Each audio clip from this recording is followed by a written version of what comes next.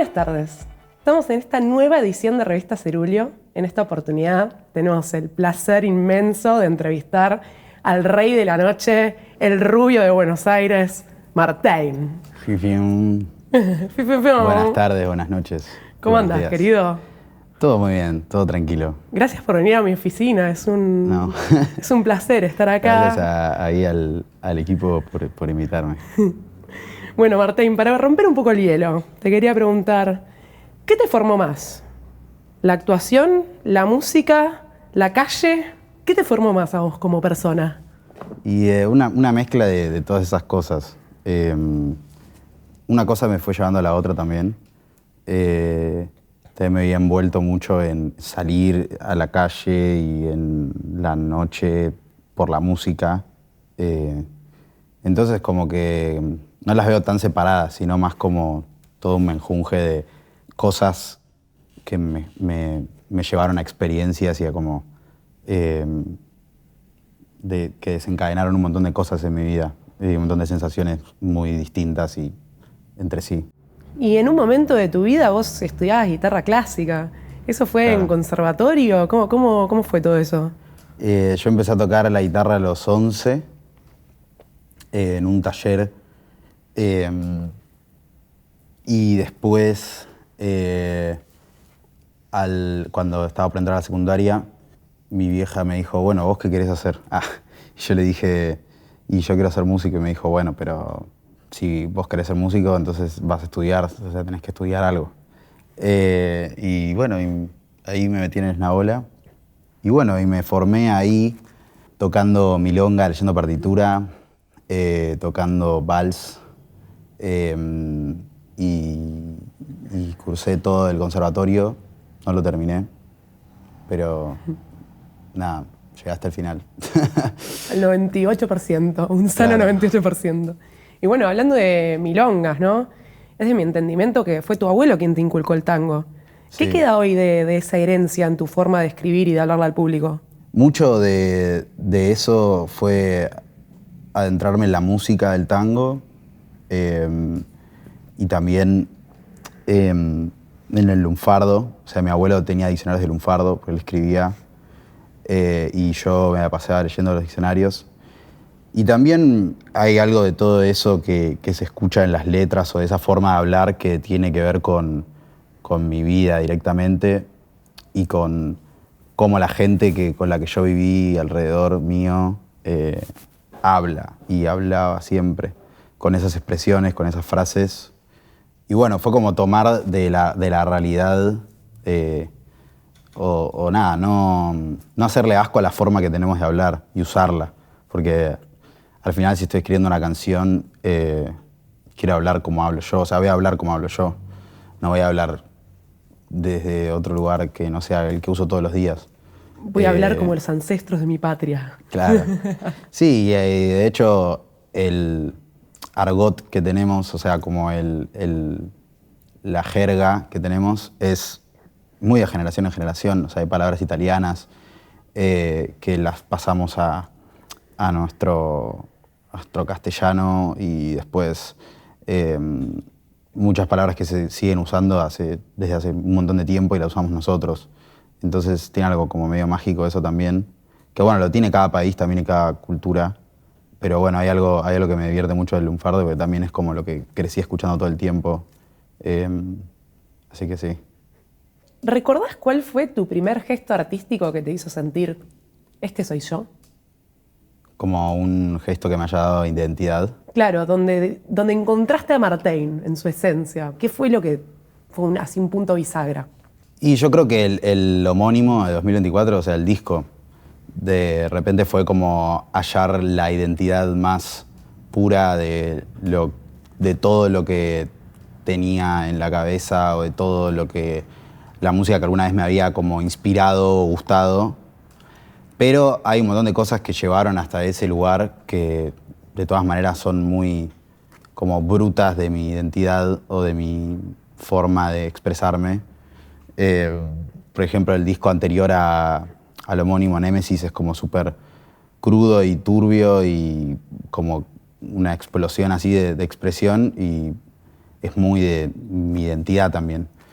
Creo que hay algo de la identidad que está siempre ahí en uno, pero después encontrás la forma de hacer que eso también se pueda comunicar. Como que ese era un poco mi problema al principio para hacer música quizás. Como poder ordenar todo lo que yo era y que no se pierda lo que es para mí el arte, que es como la comunicación y el intercambio de cosas, de una expresión con una reacción y también cuando eso se vuelve. Entonces, fue todo un largo camino. Pero creo que el momento donde sentí que se solidificó mi identidad fue haciendo ese álbum.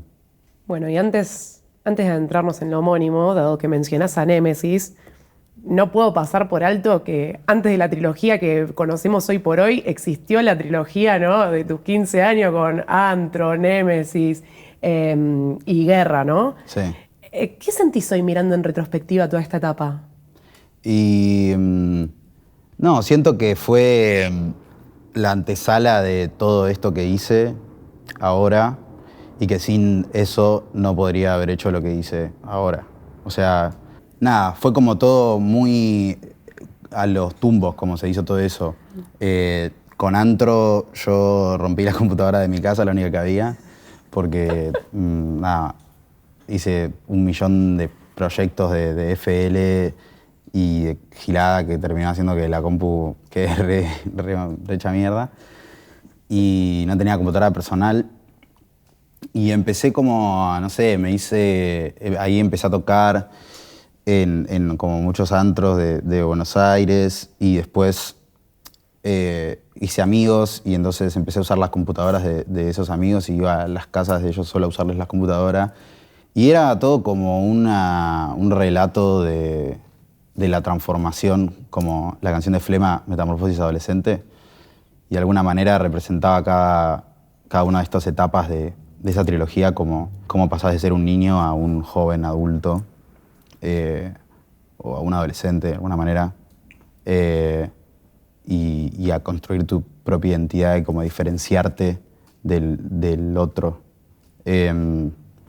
Y bueno, es muy oscuro, la verdad, todo ese sonido. Y también mucho de lo que se cuenta en el álbum, el homónimo, son experiencias de esa época, de estar tocando en lugares y que me pasen un montón de cosas, o de tener 15 años y vivir la vida como muy intensamente, o saltearse cosas y etapas. Y así. Pero nada, yo la recuerdo con mucho cariño y también por un momento toda esa música es la música que me frustró y me hizo enojarme con la música y enojarme con lo que había querido hacer con mi vida. Pero igual ahora lo veo en retrospectiva y le tengo aprecio obviamente a todo eso y creo que hay mucho de lo que hice que iba con eso, que empezó ahí de alguna forma. Así que nada, mucho cariño a esos 3 discos que están en las profundidades del internet. Mucho cariño a romper computadoras ajenas. Sí. Y bueno, Martín, si tuvieras que explicarle a una señora del PAMI, ¿no?, quién es Martín, ¿qué le dirías? Y le diría que baila, que canta y que es rock electrónico. Listo. Bien corta la bocha, sí, si no Sí. la casó, que se arregle. ¿Cómo nació esta idea de crear personajes para tu obra? Y fue la verdad bastante casual porque a mí me pasó que siempre fui muy físico y visceral en el show en vivo. Y yo siempre fui muy tímido, no sé, o sea, en la escuela me decían puto, Martina, y me hacían bullying y todo mal. Cuando me subí a un escenario por primera vez con mi proyecto, la única manera que tenía de poder sobrellevar ese momento de exposición era desconociéndome absolutamente y tratando de olvidarme de alguna forma de que me estaba exponiendo y de que estaba siendo visto. Y en vez de retraerme, era como que me iba hacia adelante y me iba por 5 minutos. Y ahí apareció como todo un cuerpo y toda una forma de vivir el escenario muy visceral y muy física, que bueno, empezó como a naturalizarse en mí. Y también yo viniendo del conservatorio y de una tradición quizás más de instrumento, cuando yo empecé a hacer mi proyecto se había vuelto música electrónica y voz. Y yo era el único instrumento que había en el show. Entonces me pensaba también a mí mismo como un instrumento. Si yo no tengo nada y no estoy ejecutando nada, como yo tengo que ser de alguna forma el transmisor físico de la energía del show.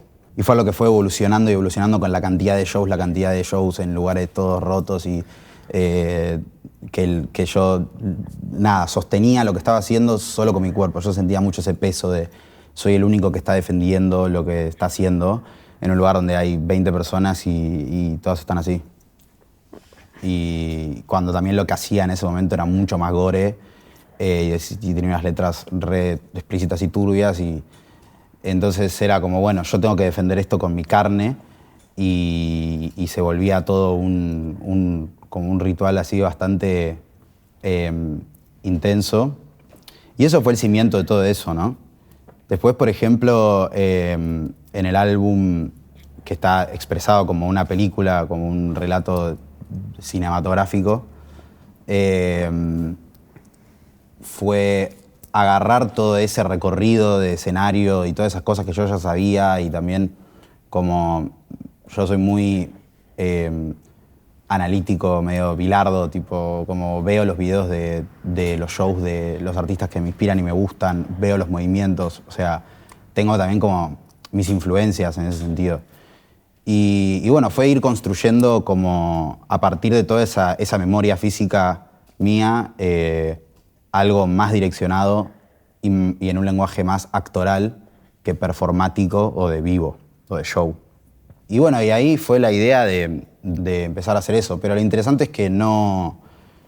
El álbum homónimo, el del Rubio y todo eso, no surgió en primera instancia como una idea de hacer una película y yo soy un personaje y no sé qué. O sea, ese álbum yo lo escribí con mi voz, con mis vivencias, con todo lo que me pasó en la vida y la sensación que tenía en ese momento. Y después de eso dijimos, bueno, podemos expresar esto a través de un personaje. A través de un lenguaje cinematográfico, en realidad, ¿no? Como que el personaje que se ve soy yo, es como una especie de síntesis de quién soy y de las experiencias de mi vida y es eso, ¿no? Es como una forma de comunicarlo, un medio.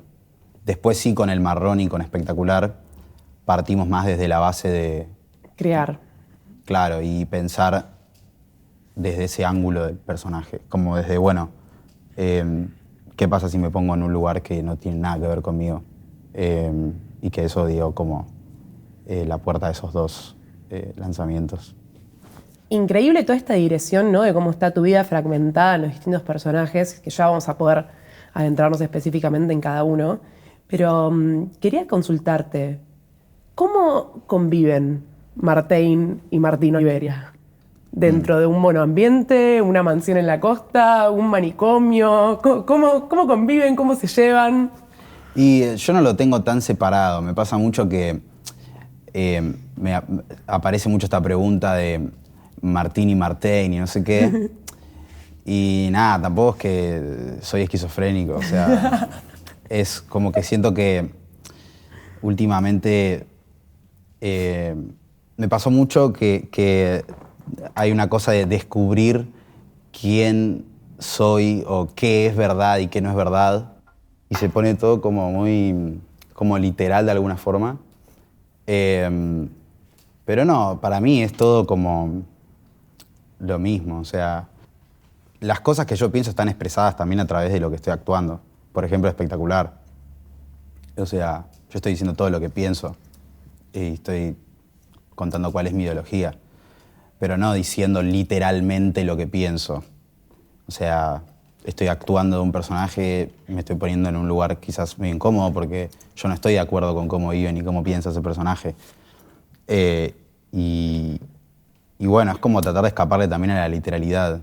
y generar otro ejercicio de pensamiento para el que lo está viendo.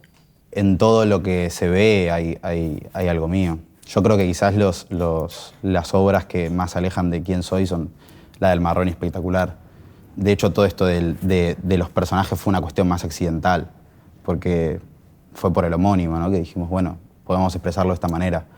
Tranquilamente ese disco podría haber tenido una foto mía así en la tapa, pero terminó siendo toda una construcción de cómo contar eso bien. Bueno, qué interesante esto que contás, ¿no? Que si bien la gente hace esta digresión entre quién es el artista y su arte, ¿no? Y te quieren separar, esto inherentemente parte de lo mismo, como decís.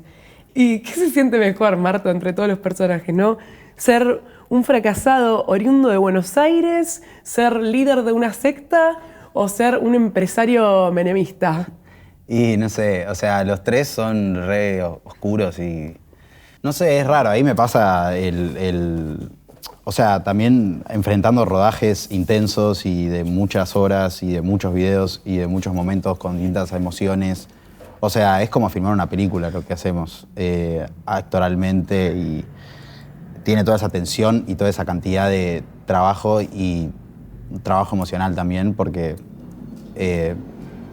para todo un equipo de cine o de rodaje es también un esfuerzo hacer lo que hacemos. Entonces, desde mi lado como intérprete y actor en el momento, pasan un montón de cosas y siento un montón de cosas.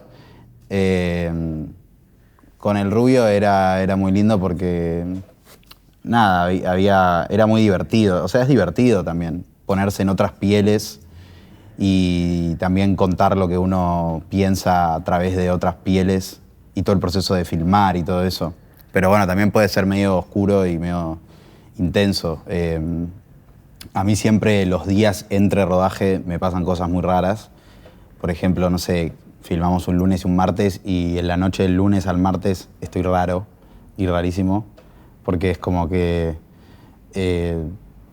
me pasan un montón de cosas. O sea, llevo un montón de formas y como detalles y un montón de cuestiones físicas que tiene el personaje, las llevo muy a la carga durante muchas horas y durante muchos días y después cuando vuelvo a mi casa entre esos días de rodaje es raro porque pones tu cuerpo al servicio de un montón de cosas que preparaste. Nada, me pasó muy raro con Espectacular porque justamente es un personaje que no tiene nada que ver conmigo y con lo que yo pienso, ni siento, ni soy. Entonces, fue medio loco interpretar algo así. En cambio, yo todo lo que había hecho antes, de alguna forma, quizás el Marrón es como más irónico y humorístico, no fue como un proceso tan intenso actoralmente, pero el Rubio sí, pero bueno, tenía más que ver conmigo. Aunque también fue bastante triste por momentos, porque bueno, me acercó más a mí. En cambio, este Espectacular era como alejarme de mí de alguna forma y eso era raro también. Pero bueno, por ejemplo, en el Rubio me dolía la cara, porque está todo el tiempo así. Y me dolía toda la cara de estar todo el día haciendo eso. Tipo como me reía y me tiraba Botox natural, amor. Claro, sí. No, después voy a tener un montón de arrugas. No, sí, o sea, lo que describís es muy cierto. Hay muchos actores que han perdido directamente la cabeza interiorizando un personaje. Y con lo distante, es como que con Espectacular quizás o sea, tenés como un goce mínimo de lo que sería la vida si estuviese siendo, no sé, un nepo baby o tuvieses una realidad polarmente distinta a la tuya. Claro, total. Eso es como algo loco y que igual, o sea, es un personaje que en el corto se lo trata con desprecio. O sea, se nota que quien lo escribió no le gusta ese personaje. Lógico. Que es la idea. O sea, por eso te decía antes también lo de yo estoy detrás de lo que se está viendo ahí. O sea, por algo el tipo se muere en la pileta. Algo le estoy queriendo decir a él o a la gente que está mirando cómo vive él. Es como ponerse en otras pieles. Nosotros igual con Roma, que es con quien elaboramos lo actoral, no tenemos tanto el modismo de no pensar en tu trauma más profundo en este momento. O sea, no nos vamos a esa porque no nos parece. pero hay algo que pasa ahí del orden de mente-cuerpo, que bueno, a veces actuando el cuerpo te lleva a algo profundo de tu mente, ¿no?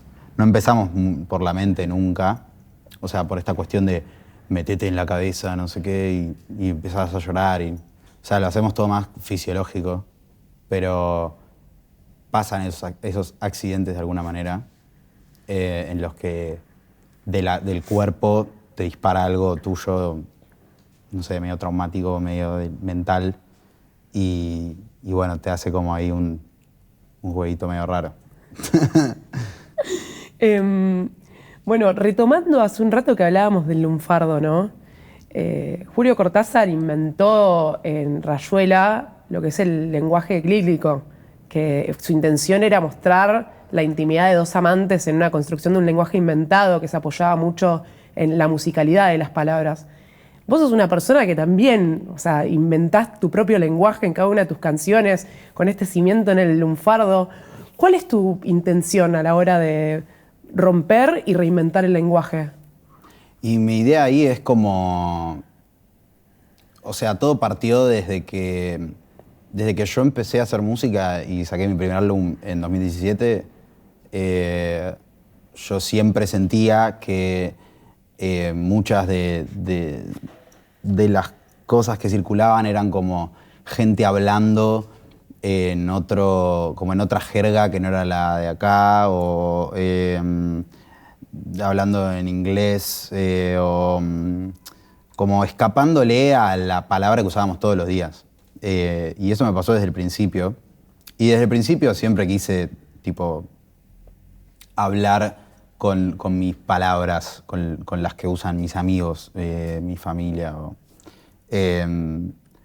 Entonces partió de eso, y particularmente yo sentía que este fenómeno de los artistas argentinos hablando como si fueran de otro país o como si fueran, no sé, puertorriqueños, estaba súper en alza en ese momento, en 2023 o por ahí que yo empecé a hacer el disco.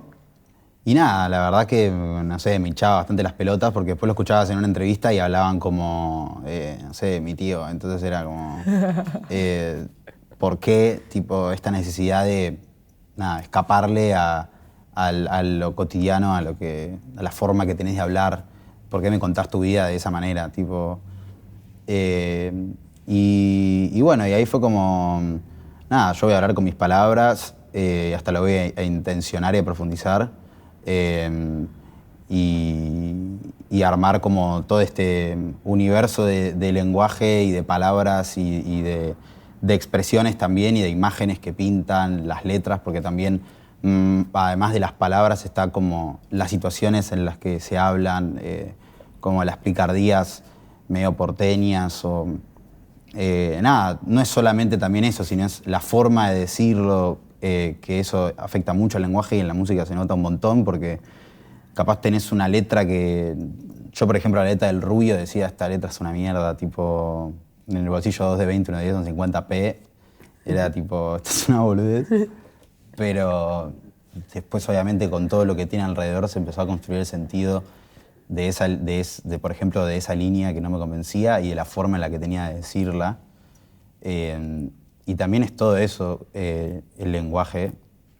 Y eso era como construir con el universo que era el universo del lenguaje de todos los días, como que yo tenía con Pepe o con toda la gente con la que me juntaba. Y también sumado a eso como la actitud que teníamos frente a la vida de alguna forma. Y bueno, era agarrar eso y ponerlo en nuestro arte, como lo que estaba a mano.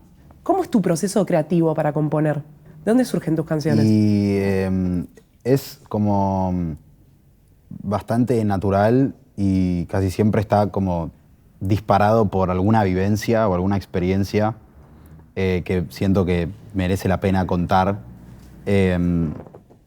Me pasa mucho con las letras puntualmente que me pasa algo y lo escribo directamente y se me arma como una vorágine de inspiración y la verdad que a veces es bastante espaciado también, como que a veces entro en procesos más de pa, y en otras es como que hago como una canción que me parece que está buena cada un tiempo. Y después en lo musical compongo con el Pepe, que es el guitarrista también del proyecto en vivo, con Jeremy, que toca el teclado en vivo también. Y sí, o sea, tenemos como nuestras reuniones de composición. Vamos mucho a la Siesta del Fauno, que es un estudio muy lindo por Constitución, que ahí creamos bastante del álbum. Y tiene su cuestión ritualesca, pero bueno, también a veces depende de la canción. A veces hay canciones que las hago muy atravesado por emociones, ya sea, no sé, ira o tristeza o euforia también, como un símil de la felicidad. Y también a veces soy muy eufórico cuando estoy haciendo temas, más que nada cuando son temas así como medio reiveros.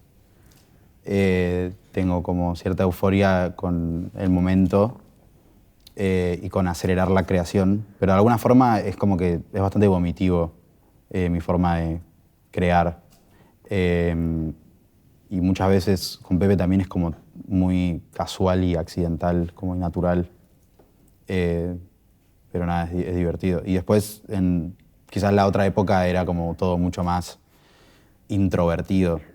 Recién empecé a trabajar con más gente en Némesis, ponele. Después era yo encerrado en mi cuarto con los auriculares y así, como muy solitario y ermitaño la forma de componer. Un chico con unos auriculares, una HP y un sueño. Claro. Y bueno, el Pepe, por lo que entiendo, estuvo siempre. O sea, el Pepe es como una constante en el proyecto que ha estado. O sea, él vino, clavó la bandera y estuvo ahí. Y Jeremy es casi como una pieza que apareció para completar el rompecabezas, ¿no? ¿Cómo fue que se acomodaron los Caballeros del Zodíaco? Sí, el Pepe fue mi amigo, es mi amigo desde los 14 años. Entonces, primero fue mi amigo, pero vio, tipo, mi primera fecha estaba él, por ejemplo, que fue un desastre. Y después, cuando yo empecé a hacer el EP Romántica, que es de 2021, ahí fue la primera vez que grabó. Y la primera vez que tocó fue 2019. Y desde ahí que fue como un hermano para mí. Y también muchas veces fue como la persona que hizo que yo no dejara de hacer música. Como que nada, en ese sentido fue muy importante, porque era como, bueno, mi compañero de batalla de alguna manera, con la que viví un montón de cosas que cuento en el disco y tuve como un anecdotario de millones de secuencias y situaciones. Y también con la que compartí como muchas sensaciones de fracaso y frustración con la vida. Y bueno, está bueno no vivir solo esas cosas. Cuando te partiste la cabeza en Rosario, el Pepe Claro. estuvo ahí. Claro. Bueno, en ese show fue donde conocimos a Jeremy. Jeremy es de un pueblo cerca de Rosario, San Nicolás.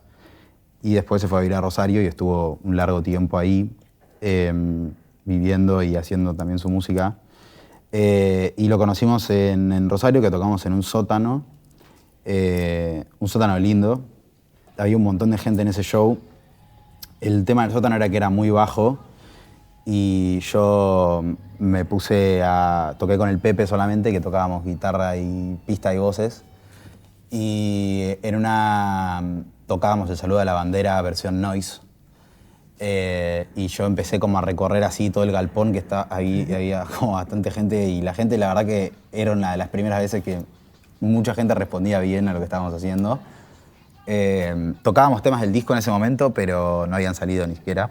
Y bueno, mientras Pepe tocaba el noise del Saludo a la Bandera, yo estaba ahí dando vueltas, colgándome de las vigas, tipo tendiéndome en el piso así.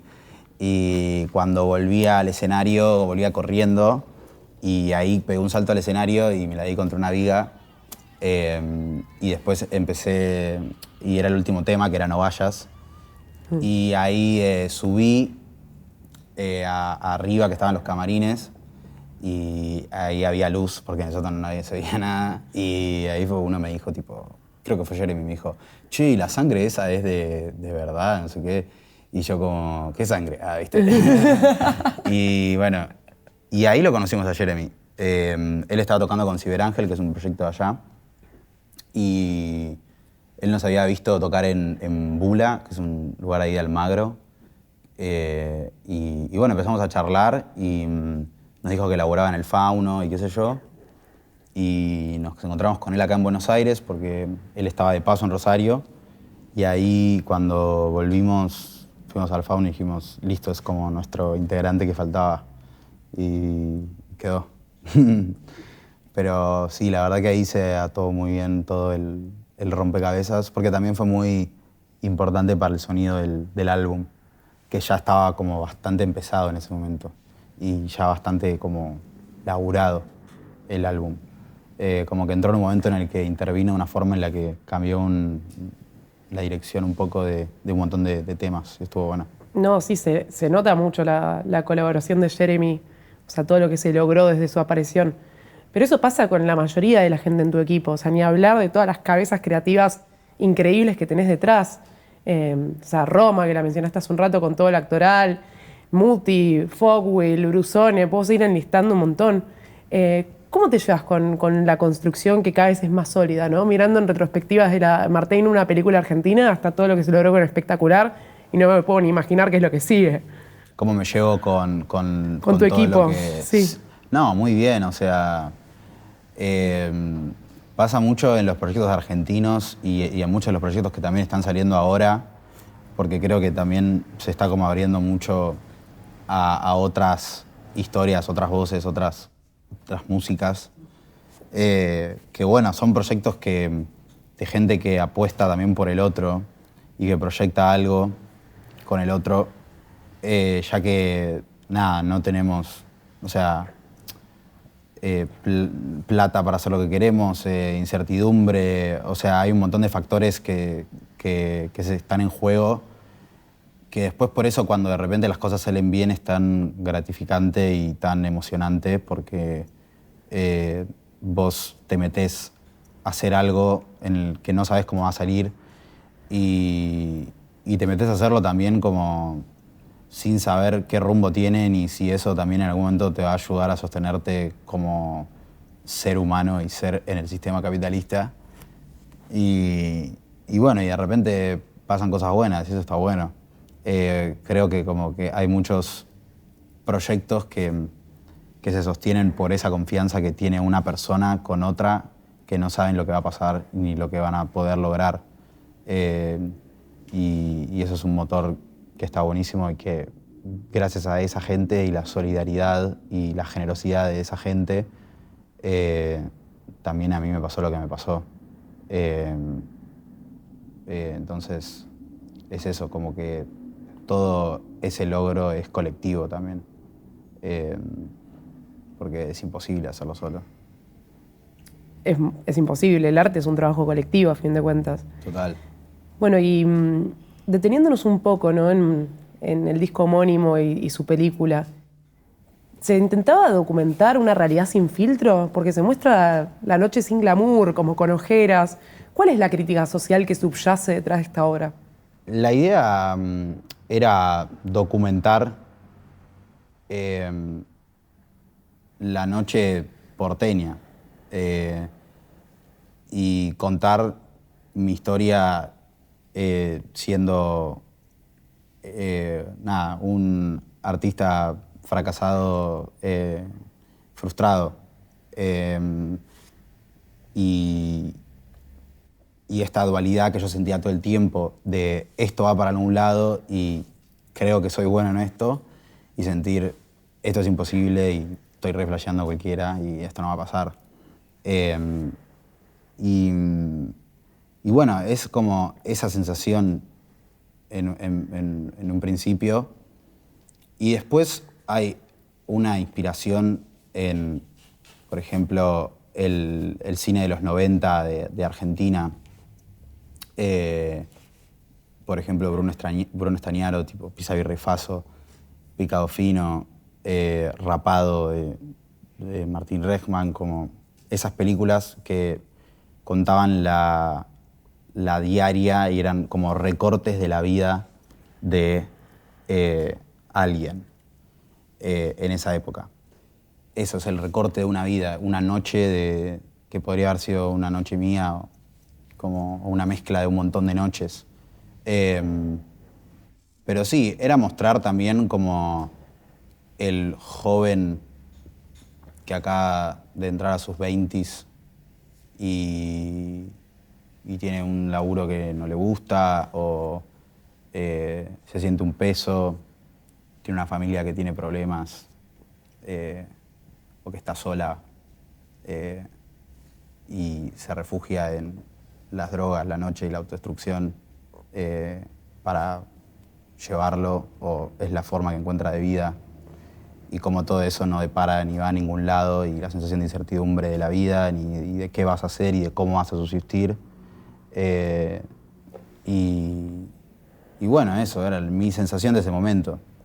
Bueno, esto que mencionás sobre la escritura del Rubio es casi como un monólogo interior directo, ¿no? Un recurso narrativo continuo. Y a mí algo que me flashea mucho de este disco es la presencia de Mariana Enríquez. O sea, es verdaderamente algo muy revolucionario para la música argentina, a mi criterio, que una escritora encima con, o sea, quienes sabemos quién es Mariana Enríquez es increíble. ¿Y qué es lo que buscabas vos al sumarla a tu universo en Futurista? Y el tema era también el tipo de escritora que es, el tipo de historia que cuenta, o sea, la forma que tiene de escribir, o sea, todo era como relevante para lo que estábamos haciendo.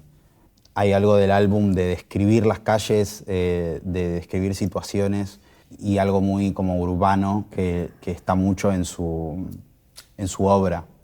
Entonces tenía todo el sentido del mundo que un artista que tiene el ojo tan puesto en eso, y también en esta forma de escribir como medio de terror, y con esta fantasmagoría ahí en lo que estás leyendo, también porque el relato nuestro era sombrío, oscuro, nocturno, y también de los personajes de los que hablábamos también, y los personajes que aparecen en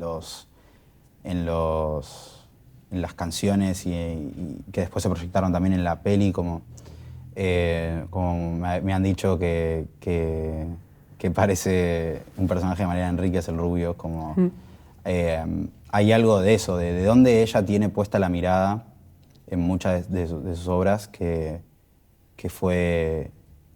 es importante, que está relacionada a donde yo pongo la mirada en mis letras y en lo que quiero contar.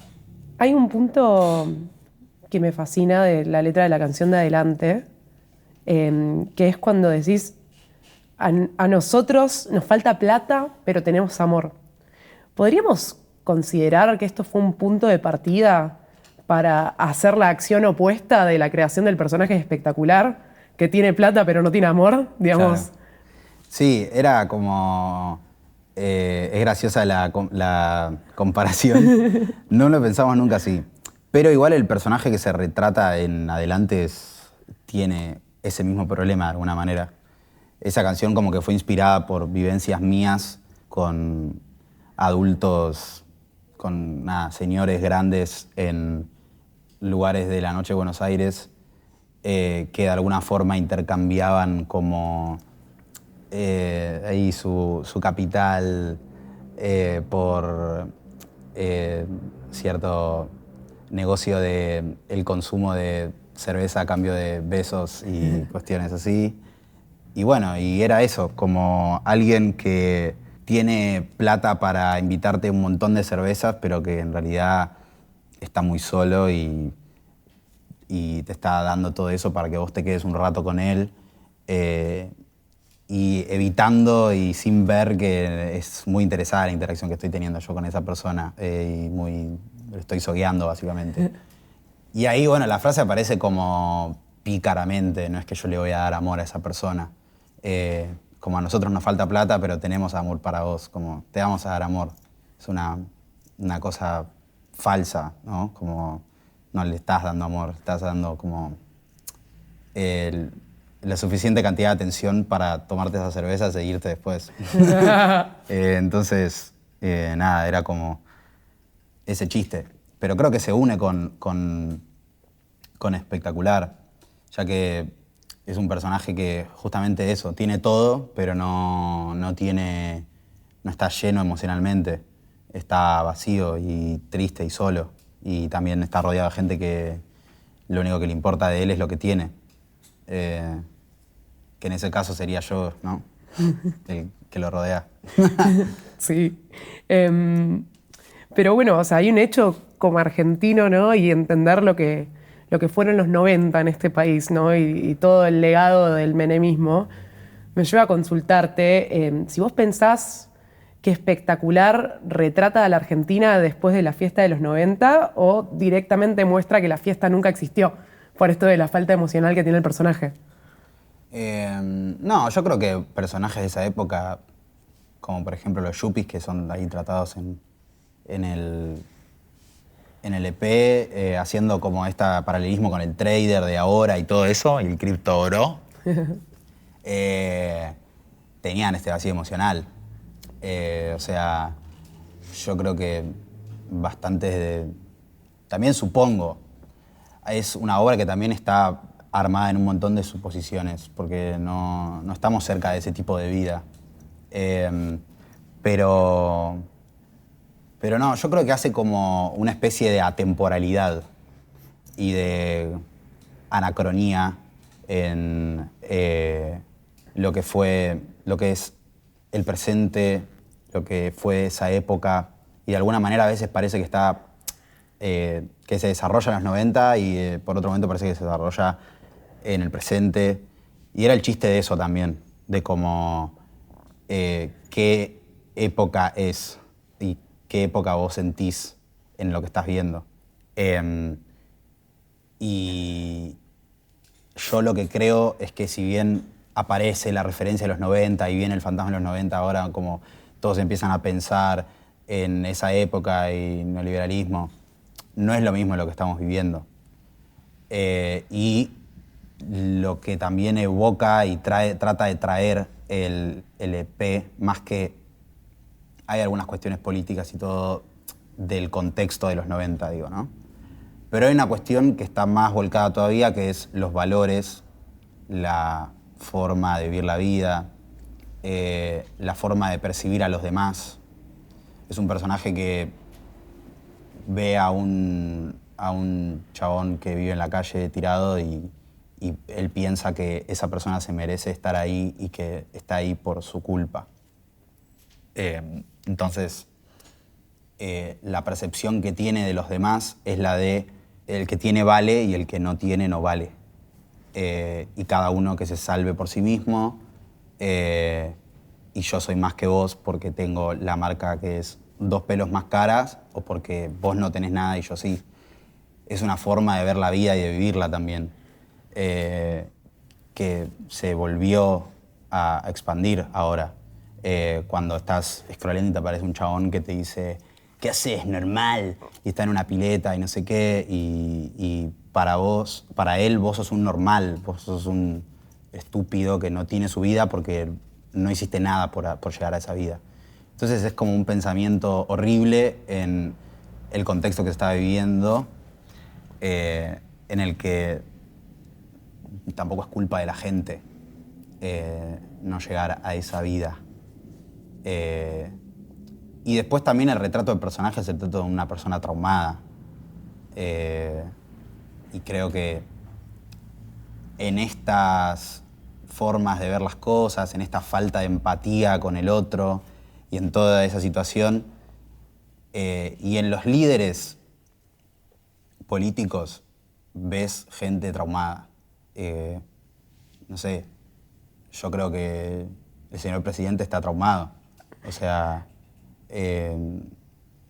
hay algo de esa forma de ver las cosas y de toda esa ira que tiene todo ese tipo de personajes, que es ese desprecio por el otro y esa falta de humanidad. Entonces, si bien hace este juego el EP con los contextos políticos de los 90 y ahora, creo que eso es donde pone también la subrayada de cómo se vincula también esta cosa de todo es una fiesta, todo es joda, qué sé yo, hasta que explota todo. Y como esa inconsciencia al respecto. Entonces, bueno, tiene eso. Y también cuando todo se vuelve muy bizarro. Eso es algo que también trae el EP de esa época. Todo se vuelve bizarro, todo es cualquiera. Y todo es un carnaval carioca sin sentido. Entonces también trae eso. Y esta cuestión aspiracional de querer ser yanqui, de querer ser primer mundo, como... aparece todo eso ahí metido. Martín, ¿cómo describirías el mensaje de la trilogía en conjunto? O sea, ahora que ya se fueron cumpliendo cada uno de los capítulos y llegamos a esta instancia en donde se puede mirar en retrospectiva y ver que siempre recorremos el fracaso y que cada uno de los personajes tiene su mensaje y sus vivencias. ¿Cómo lo unificarías? Y en el Vorterix fue donde unificamos toda la trilogía de alguna forma. Y Vorterix, el show se llamó El espectáculo de la decadencia. Una de las temáticas que une toda la trilogía es la decadencia. De alguna forma es como que todos estos personajes se encuentran en decadencia y son ángulos distintos de una sola realidad, de alguna forma. Y bueno, por ejemplo, el rubio vive con su madre y no puede salir de esa situación, se vuelve un peso para su madre, que es una persona que tiene problemas también. El del marrón es una especie de aparición extraña en un pueblo, una persona que está todo como... que necesita como un líder, necesita una figura, alguien que lo salve. Y espectacular es como alguien que tiene éxito, dinero y todo, pero se encuentra en decadencia. Está viviendo una vida que lo va a llevar y que lo va a hacer chocarse contra la pared y estrellarse y quién sabe cuándo y cómo va a pasar. Entonces, todos están de alguna manera en la situación de la decadencia y los contextos son decadentes. Están estas polaridades, el fracaso, el éxito, y cómo de alguna manera contextos diferentes se encuentran en ser decadentes. Porque tanto el rubio que no tiene un sope como el trader de espectacular son decadentes. Y todos expresan el contexto que estamos viviendo para mí hace ya unos años, que es el de la decadencia.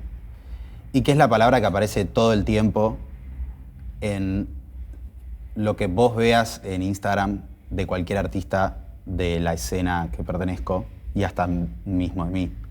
¿Qué decadencia? ¿Qué decadente? ¿Qué es esto? Y lo que trata de decir la trilogía es yo soy la decadencia, como dice el marrón. Yo la entiendo señora, yo la entiendo señor, no le culpo si piensa que la decadencia soy yo.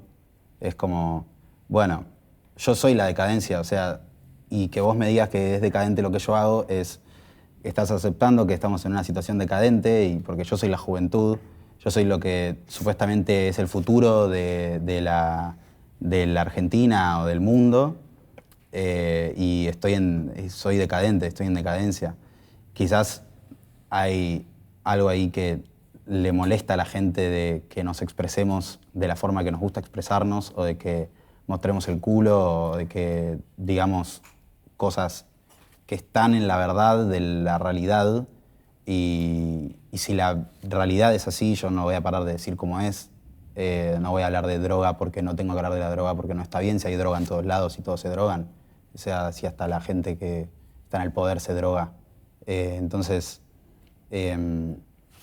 nada, la idea era esa, unir desde distintos ángulos todos esos relatos. Y también van a distintos lados y clases sociales cada uno de los lanzamientos. Tenías el rubio que es como clase media baja, clase media, el marrón, que el líder predicador baja a este pueblo como más de clase baja, y el espectacular que es como Puerto Madero. ABC1, 1%. Claro. Y cómo de alguna manera todos como sociedad colaboramos en la decadencia. Bueno, Martín, para poder ir cerrando, ¿no? Hablamos mucho del fracaso a lo largo de esta entrevista, porque es un hecho que es casi tu marca personal, pero ¿qué sería un éxito verdadero para vos? ¿Cuáles son tus sueños? Y mis sueños es seguir haciendo esto que me gusta, poder como tener experiencias nuevas componiendo, no sé, seguir en este camino que es el camino que siempre quise transcurrir y que elegí, y también poder hacer que todas las personas que me acompañaron tanto puedan como sostenerse en esto y seguir conmigo todo ese camino y vivir un montón de cosas nuevas y bueno, ese es mi sueño, ¿no? Como seguir haciendo de eso, esto, de la music. Seguir viviendo de esto que hago y me sale bien. Claro. Pero bueno, muchas gracias Martín por A venir a vos. ser parte de Cerulio. No se olviden de dar like, suscribirse, mandárselos a sus tíos, familiares, a todo lo que quieran, que se vendrán cada vez delirios mejores. Y nada, realmente gracias por venir. No, a ustedes. Y a vos.